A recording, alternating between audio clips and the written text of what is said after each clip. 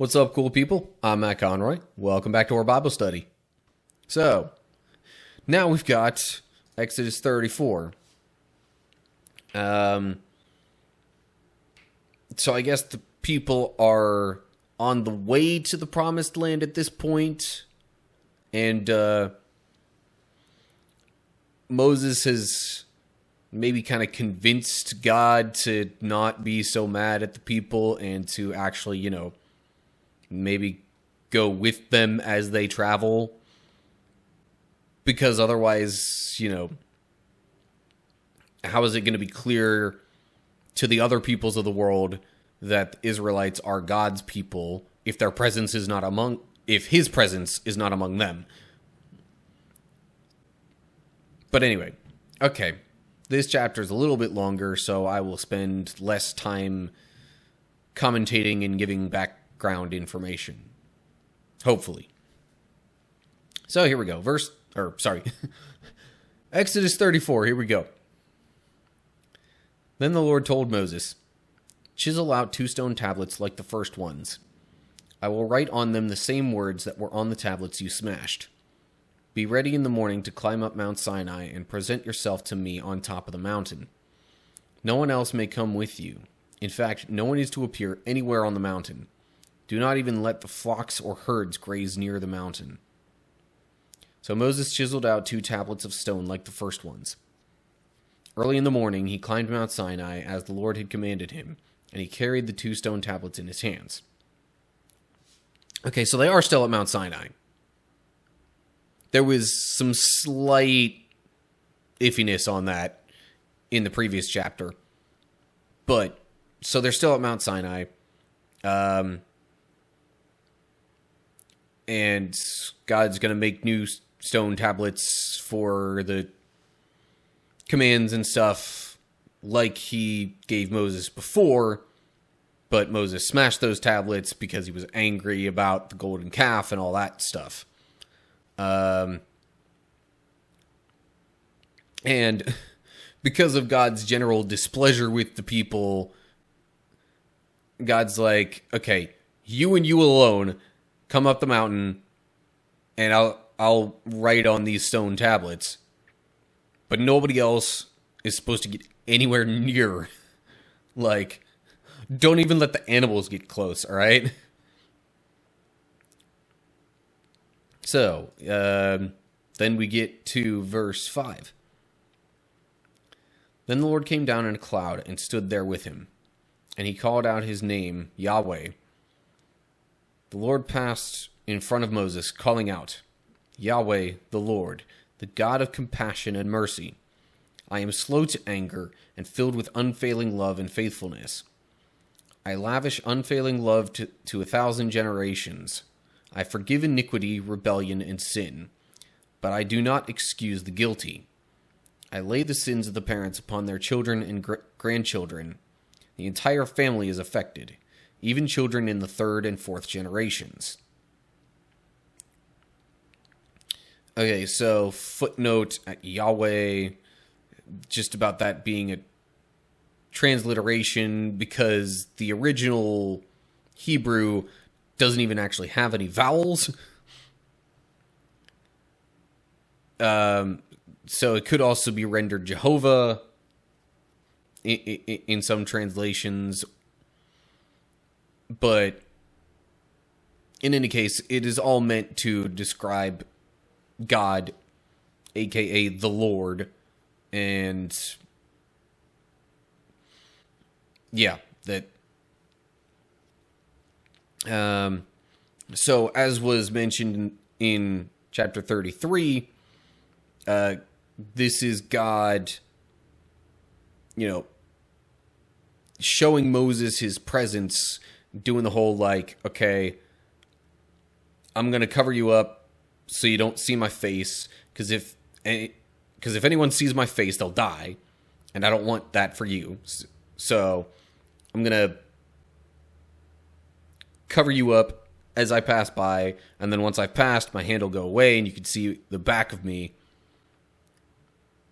And again, I guess all this is It says the Lord is calling all this out. And, while it might seem in the moment that the whole slow to anger thing is debatable, on the whole, especially when, asked to show love or patience or anything like that, God has certainly, followed through with those. And of course, it could be argued that some of those prior instances where God made it seem like he was going to do certain things was just him, prompting Moses or whoever was involved to, kind of step in, so to speak. I don't know. Anyway, footnote here.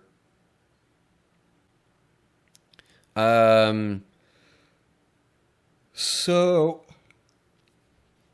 I guess that might say Unfailing Love 2000s or 4000s instead of to 1,000 generations, which is probably a bit less, in terms of total people involved. It's saying just thousands instead of 1,000 generations. But the point is, a lot of people involved.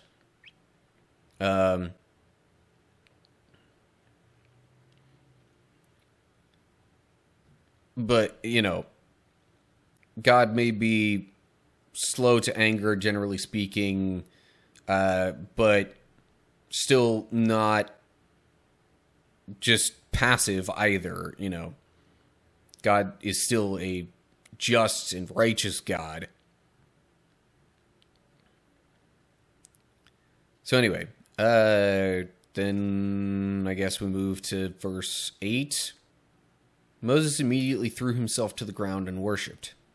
And he said, "O Lord, if it is true that I have found favor with you, then please travel with us. Yes, this is a stubborn and rebellious people, but please forgive our iniquity and our sins. Claim us as your own special possession." The Lord replied, "Listen, I am making a covenant with you in the presence of all your people. I will perform miracles that have never been performed anywhere in all the earth or in any nation. And all the people around you will see the power of the Lord, the awesome power I will display for you. But listen carefully to everything I command you today. Then I will go ahead of you and drive out the Amorites, Canaanites, Hittites, Perizzites, Hivites, and Jebusites." Okay, so Moses, kind of like last chapter, is again asking God to be with his people and, kind of show to the world that, yes, they are his people. They are, special and set apart. And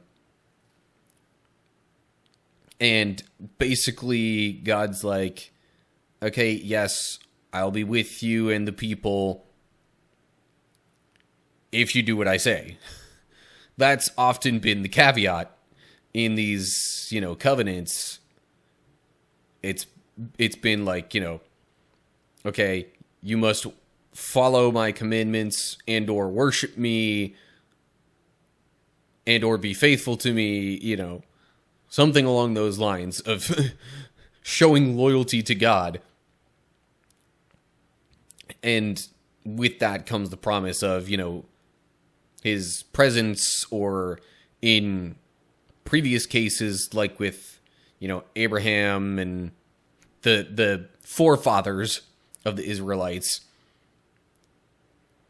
that, he would make them a great nation and stuff like that. So then we get to verse 12. "Be very careful never to make a treaty with the people who live in the land where you are going. If you do, you will follow their evil ways and be trapped. Instead, you must break down their pagan altars, smash their sacred pillars, and cut down their Asherah poles.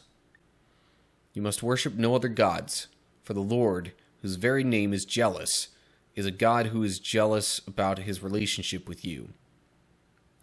You must not make a treaty of any kind with the people living in the land.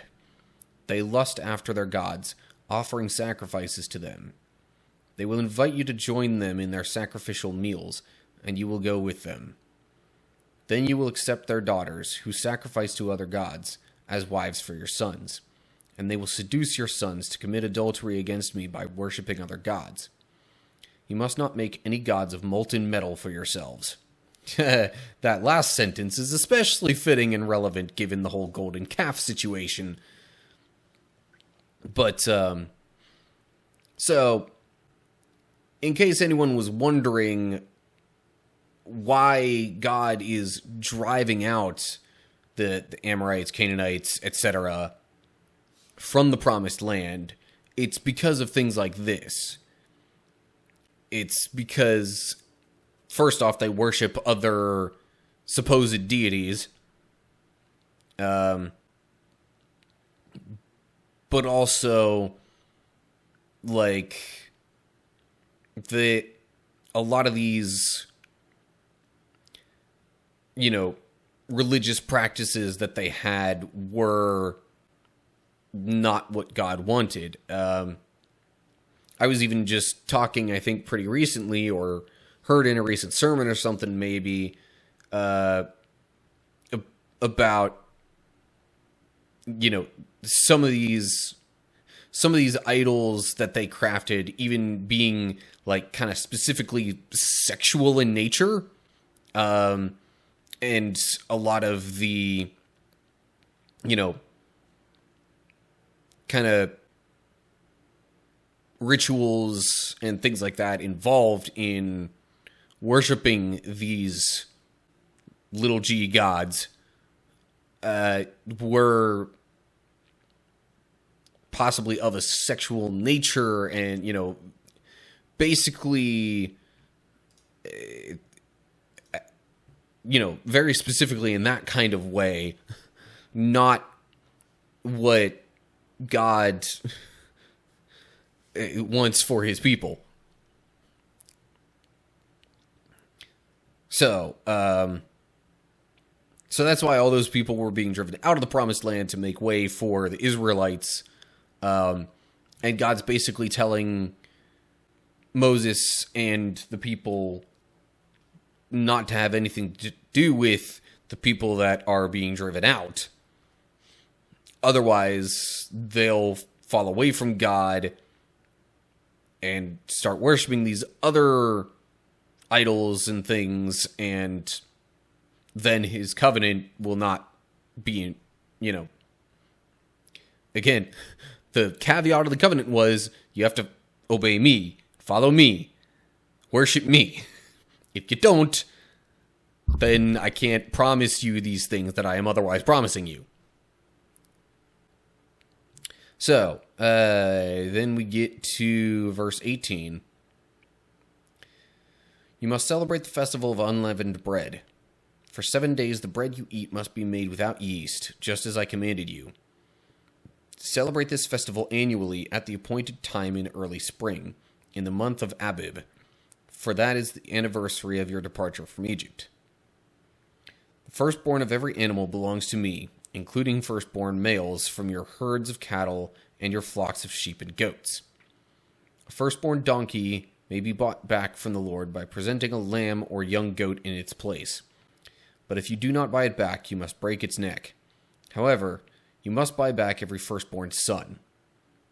No one may appear before me without an offering. Gonna pause there real quick, I guess. So, a bunch of this was kind of said in previous chapters, but God is, possibly reminding the people of all these things that were sort of part of the agreement, because they had turned away from him with the whole golden calf thing, and he's like, okay, Again, here's what I want you to do. Make sure you follow these rules and commandments that I give you.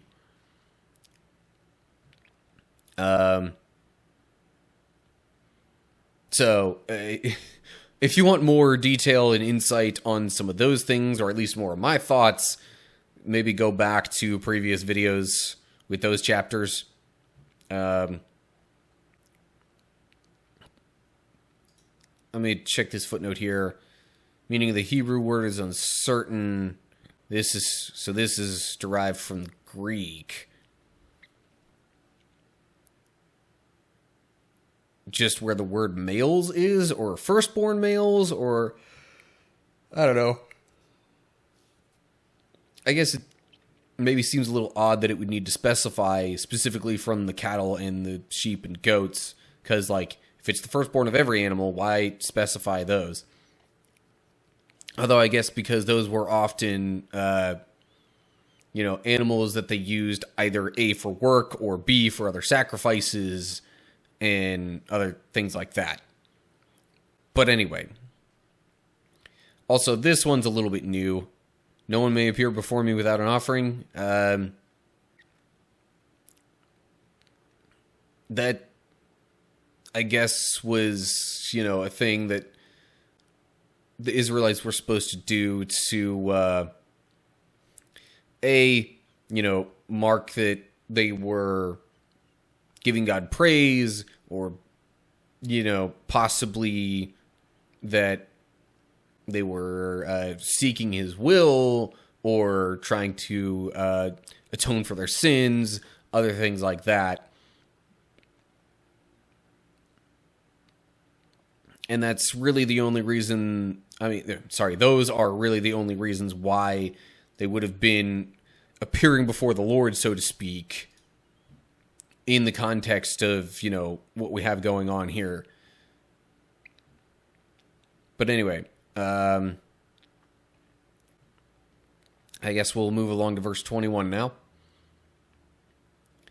You have 6 days each week for your ordinary work, but on the seventh day you must stop working, even during the seasons of plowing and harvest. You must celebrate the festival of harvest with the first crop of the wheat harvest, and celebrate the festival of the final harvest at the end of the harvest season. 3 times each year, every man in Israel must appear before the sovereign, the Lord, the God of Israel. I will drive out the other nations ahead of you and expand your territory, so no one will covet and conquer your land while you appear before the Lord your God 3 times each year. Okay, so again, kind of going back over things that were covered in previous chapters. My other thought with why this might all be repeated right now is that it's possible that this is what God is writing on the stone tablets. So, just kind of another thought at why it might be repeating all of this again. But, let's see here. Festival of Harvest, also known as Festival of Weeks, which later was called Pentecost. But anyway, so obviously, similar to how they were supposed to give firstborn animals, they were also supposed to give the first fruits of their crops. And the final harvest, the Festival of Final Harvest, also called Festival of Ingathering, later called Festival of Shelters or of Tabernacles. So, that was a different festival that was, I think the first one is more so like kind of getting into that, hoping that God will, and maybe even asking that God will give them, a good harvest season or something like that. And then at the end of that season, everybody was kind of supposed to get together and kind of give thanks for, the harvest that they had throughout the year. But anyway. Alrighty, moving on to verse 25. You must not offer the blood of my sacrificial offerings together with any baked goods containing yeast. And none of the meat of the Passover sacrifice may be kept over until the morning. As you harvest your crops, bring the very best of the first harvest to the house of the Lord your God. You must not cook a young goat in its mother's milk. Then the Lord said to Moses, write down all these instructions, for they represent the terms of the covenant I am making with you and with Israel. So yeah, that kind of does make it seem like this is what was going on the stone tablets. Thus, it being repeated again in this chapter. But, yeah. That was kind of a weird one to consider, but the long and short of it was that was something that other people groups who didn't follow God practiced. Also, I thought I saw a thing recently that I don't know how much weight I would put to it, but it said something like, basically the means of sustenance or provision is not supposed to be turned into something that causes problems or pain or whatever. That also seems like kind of a valid point, at least. But anyway, again, just kind of repeating previous commands and instructions, probably for the sake of them being written on the stone tablets again. But anyway, so yeah, I guess I'll just move on to verse 28. Moses remained there on the mountain with the Lord for 40 days and 40 nights. In all that time he ate no bread and drank no water. And the Lord wrote the terms of the covenant, the 10 Commandments, on the stone tablets. When Moses came down Mount Sinai carrying the 2 stone tablets inscribed with the terms of the covenant, he wasn't aware that his face had become radiant because he had spoken to the Lord. So when Aaron and the people of Israel saw the radiance of Moses' face, they were afraid to come near him. Okay, so this specifies, at least, that the 10 Commandments were written on the stone tablets. Perhaps the rest of what was written was just Moses himself on something else. I don't know. But in any case, God was telling Moses to write down all those instructions, though. So, thus the reason for the going back to those things. And that, again, was almost more like a summary of previous instructions that were given. So, kind of recapping the highlights, so to speak. But anyway, if Moses was on the mountain for 40 days and 40 nights this time around, I gotta imagine it was a similar length of time, when Moses was there previously, because a lot of this, and possibly even more, was said at that time. So, anyway, possible confirmation of my theory on how long Moses was on the mountain before the whole golden calf incident. But anyway, Lord footnotes, Hebrew just says he, and he wrote the terms of the covenant, so that makes it a little less obvious whether it was the Lord writing it or Moses writing it. But the commandments were all from the Lord anyway, so semantics, basically. 10 Commandments. Hebrew says the 10 words, which might have been another way of referring to what we call the 10 Commandments. In terms of the covenant, probably just the tablets of the testimony. Yeah, that's something that's been noted previous times and is just kind of I think a choice by the translators, but them wanting to let you know that, hey, for this version, we're using this word to refer to this thing. But also, Moses' face is all shiny. What are they going to do about it? Well, I guess then we get to verse 31. But Moses called out to them and asked Aaron and all the leaders of the community to come over, and he talked with them.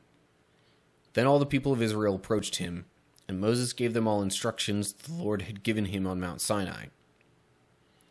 When Moses finished speaking with them, he covered his face with a veil. But whenever he went into the tent of meeting to speak with the Lord, he would remove the veil until he came out again. Then he would give the people whatever instructions the Lord had given him, and the people of Israel would see the radiant glow of his face. So he would put the veil over his face until he returned to speak with the Lord. So that's what they did regarding, Moses' radiant face.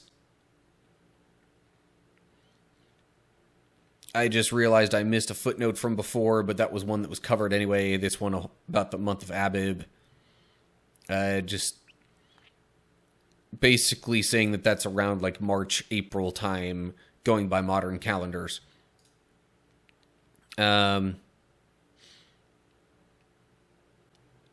So yeah, this was just basically talking about that veil and how, whenever Moses was directly with God, he would remove the veil because obviously God doesn't need to, be protected, sheltered, whatever, from the radiance that Moses had coming from his face, because that all came from God anyway. So if anything, having the veil there would put something between Moses and God, and obviously that's something Moses wouldn't have wanted.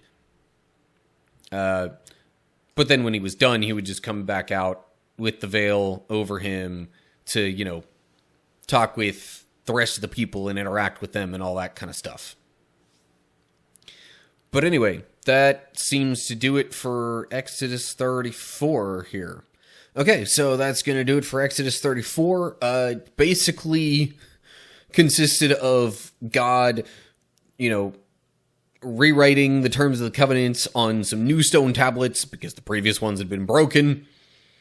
And Moses kind of also getting a glimpse of God as God passed by. Just so he could actually see God's glory. And I guess because of that, Moses' face was shining with God's glory in a sense as he came down from Mount Sinai.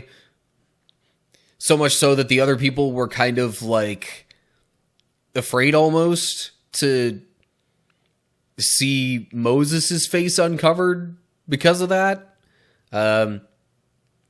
Which, now that I think about it, kind of reflects, the whole God saying nobody could see his face and live.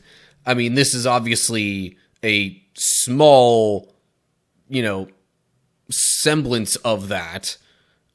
But I guess it's kind of similar in a way. Anyway, so yeah, I guess that about does it for now. As always, like and share if you enjoyed the video. Subscribe and click the bell to get updates when I post new ones. Look down in the description for info on other social media pages and how to find and follow those. And of course, leave comments down below with any thoughts you have. Whether it's related to this, other Bible stuff, other video ideas, whatever you have for me. So that's it. Hope you're all doing well. Hopefully I'll see you for the next one. But until then, stay cool, people.